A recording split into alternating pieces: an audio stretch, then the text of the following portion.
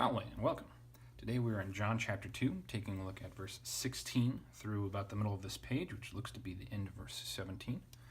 Here's our rubric, everything we're looking for as we go through the Latin. Let's go ahead and get started.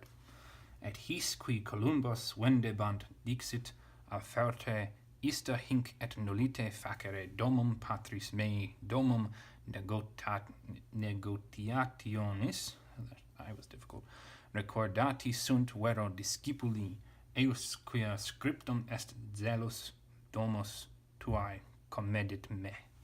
And that's as far as we're going to make it. Our very first word is a coordinating junction, which is always easy to translate, except when it's not. Sometimes we'll need to translate it also or even. Also would, of course, be just a different type of coordination. But even, it's a little bit more difficult to figure out when those are appropriate. We want to find our verb, though. So we take a look ahead. His, qui, relative clause, which means we've got a subordinate clause in here. So we want to find two verbs now. Vendebant. Bant here is clearly a imperfect endings. Bobit, that's future. Bombaspat, bombaspat is bant. So that is third, plural. Imperfect. Active and indicative. This means sell. So we've got a variety of different ways that we can translate the imperfect. It could be inceptive, they began to sell. It could be habitual, they were accustomed to selling. It could be continuous, they were selling. It could be emphatic, they sold. And I think there's two or three more. I'm going to go with the easy one, just continuous. Were selling. And this one will want a direct object. So we take a look ahead. Dixit, there is our verb for the main clause. And back here, Columbus, qui. Qui can't be it because that's a nominative, either singular or plural. So this is plural. This is going to be plural as well. So nominative, plural, masculine. Who, which means Columbus is our only option. As there, accusative, plural, and feminine. This means doves or pigeons.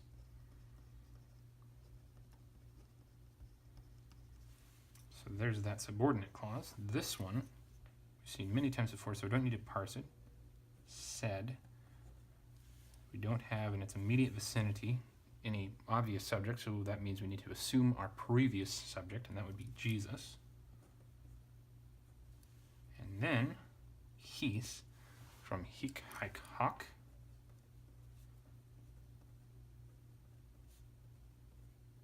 Is either dative or ablative plural. We don't have a preposition, so an ablative wouldn't make much sense, but we do have a verb of speaking, so dative fits. Dative plural. We don't know masculine, feminine, or neuter because all three share the same form exactly with this one. So to them, whoever the them are, probably all the people selling. Hence that. Moving on, we've got, looks like direct discourse right here, so I'm going to add in some quote marks. Offerte is our verb. Te here tells us that this is going to be a second person plural. Fero fere tuli latum, so present tense, is active and imperative. Always forget to abbreviate that. How do I know what form this is? Well, this is a special verb. It's fero fere, F-E-R-R-E, so it doesn't form normally. Another closing door, gosh. Busy today. It doesn't form normally like that verb does, and all the rest of them.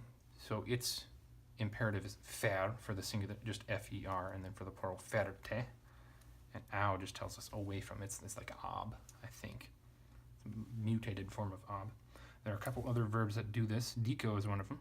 It's dic is say, and dicte? No, I think it's dicite for the plural. I don't think I've ever actually seen the plural imperative for that one. And then duco, duke, and then whatever the plural. Anyway, there are a few of them.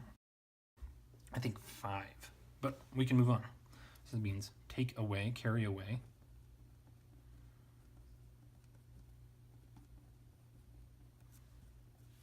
And we want a direct object with that.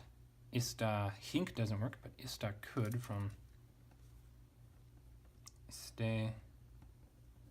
Sta. Stood. I think we've only seen this once before. It's a useful word, actually, though you don't see it very often. Et, new verb right there, so this ends this clause. With that a, it could be a nominative singular, or nominative or accusative plural for the neuter.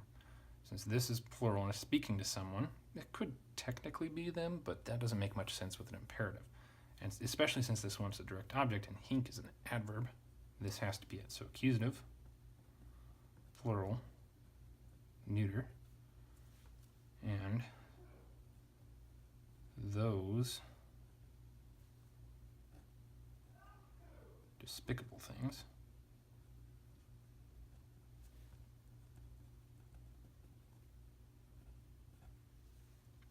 from here. Running out of room. Okay, there. Why despicable things? Gosh, bless you. Why those despicable things? This is because this word is frequently used to refer to things one does not like. It's another type of demonstrative, but it's a negative connotation demonstrative. I don't know what the actual title for it is, but whenever you see this, you should know your speaker. There are two different senses behind it. There's either the speaker holds whatever this is in low regard, or it's got a specific. I don't really know how to explain it, but it's talking about something that you own. I think that's something you'd have to look up in the dictionary. Since it doesn't apply here, it's finals week. Don't have time to look into it myself. Sorry. Moving on. And nolo nole, and yeah, ite here tells us it's going to be the same thing as this one, so pull that over. And don't, or be unwilling to, be willing, plus an infinitive, which we find here with facere, ere, present, active, infinitive, to make,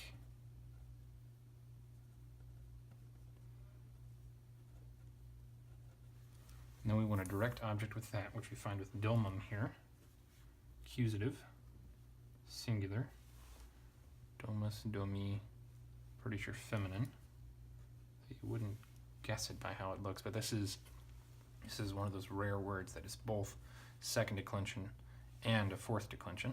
So something you have to remember. House, home, house would be casa.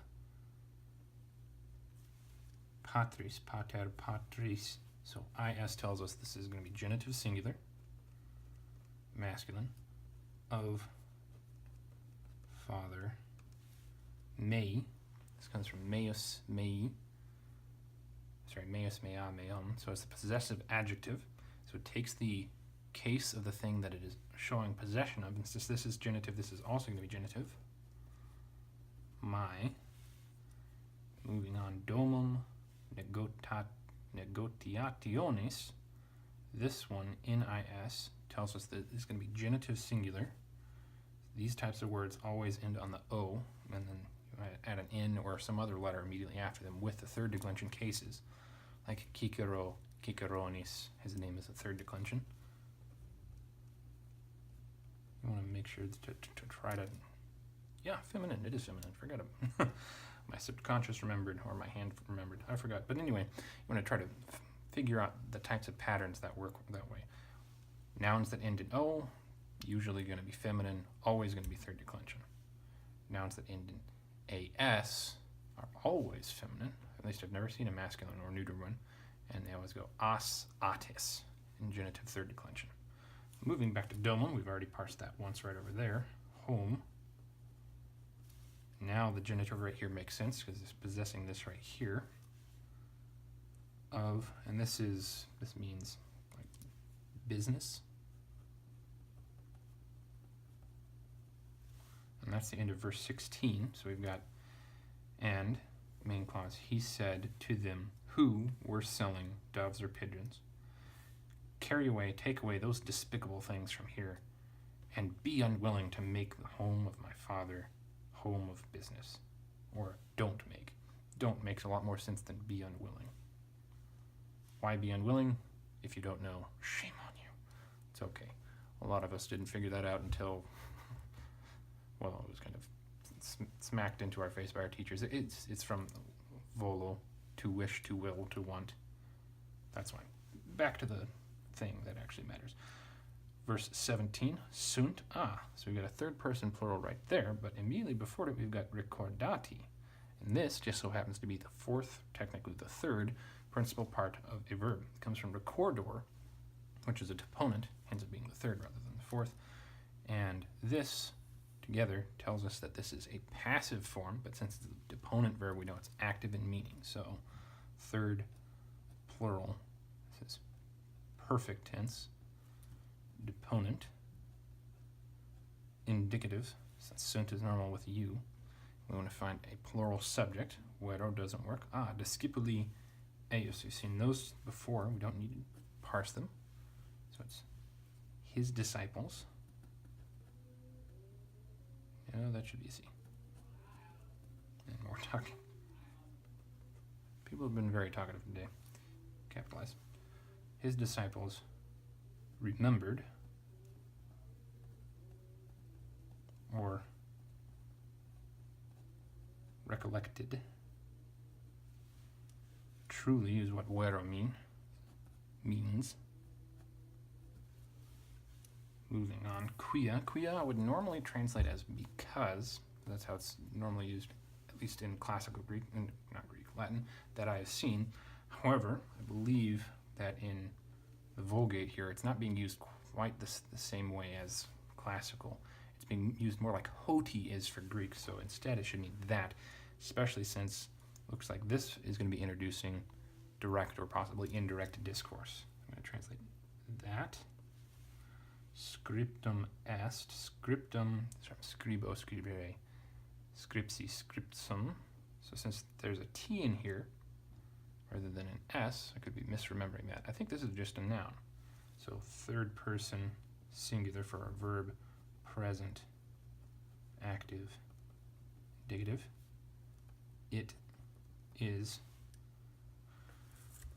And if we were to treat this as a noun, then it would have to be that it is a writing, which in context doesn't make any sense. So I think I'm actually wrong about my memory of the principal parts. I think it must be scriptum rather than scripsum. I'm going to treat this as a fourth principal part, which means that parsing that right there is not exactly going to be correct. So this would change this to perfect tense and this to passive.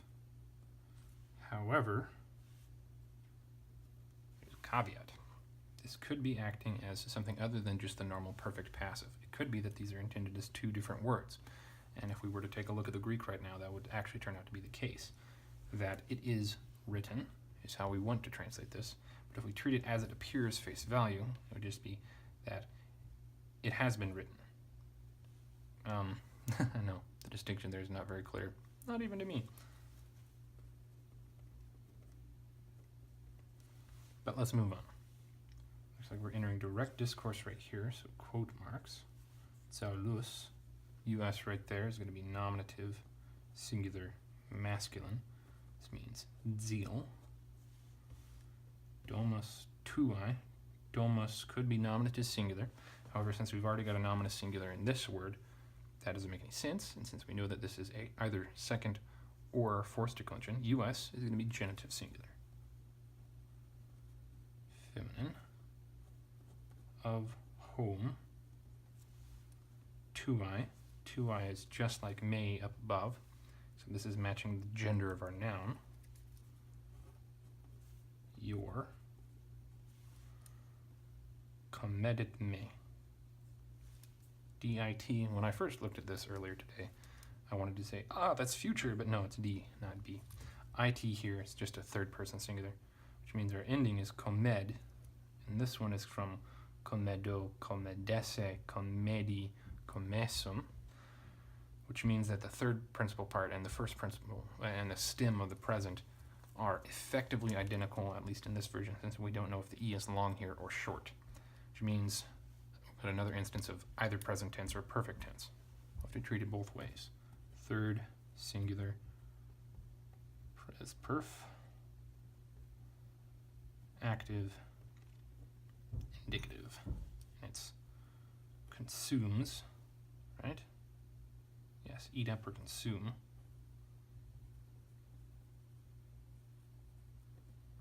Consumes, consumed. Eat, ate. Up. And then may is either ablative or accusative. Don't want an ablative in here, there's no preposition. So accusative is the only option. Singular, me. And there we have it. Let's go ahead and take a look at it in its own context. And he said to them who were selling the doves, take away those despicable things from here, and don't make home of my Father home of business. His disciples remembered or recollected truly that it is written, it has been written, zeal of your home consumes or consumed me. And there we have it. Now the greater context.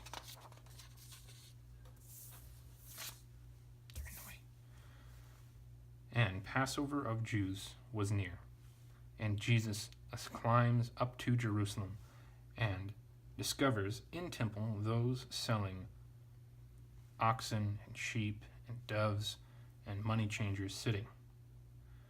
And when he had made a sort of whip from cord, he threw out all from temple, sheep also and oxen. And he poured out change, small change that is, of money changers, and overturned tables. And he said to them who were selling doves, take away those despicable things from here, and don't make home of my Father home of business. Truly, his disciples remembered that it is written, zeal of your home consumed me. Either one of those. Thank you very much for joining me. I hope taking a look at this has been helpful for you. Have a good day. Wale. Hey, not asleep yet? That's okay. I've got tons of other equally sleep-inducing videos for you to watch. Check them out.